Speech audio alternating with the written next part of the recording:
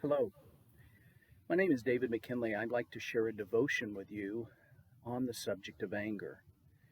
This subject is near and dear to my heart because, quite honestly, there are times when I find myself becoming angry.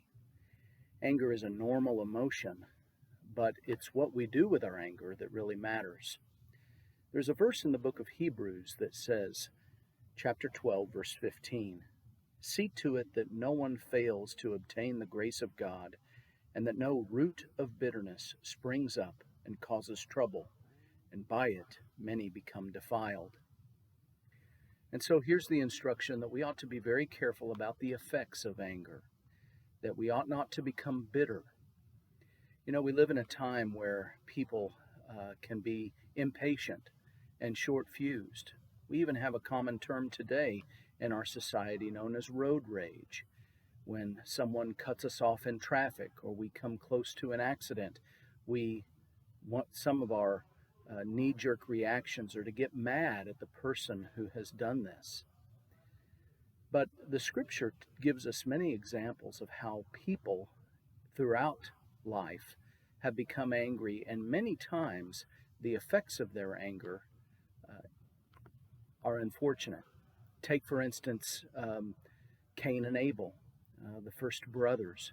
Cain became angry with Abel and even jealous. And God spoke to Cain and said, "Be careful that sin is crouching at the door, but you must master it." The book of James, chapter 1, tells us, "So then, my beloved brethren, let every one be swift to hear, slow to speak, and slow to become angry, for the anger of man does not produce the righteousness of God." And so we need to keep in mind that anger is a normal emotion. It's something that is a part of human life, but we must control it. We must take care of it. And sometimes it means taking a walk. Sometimes it means counting to 10.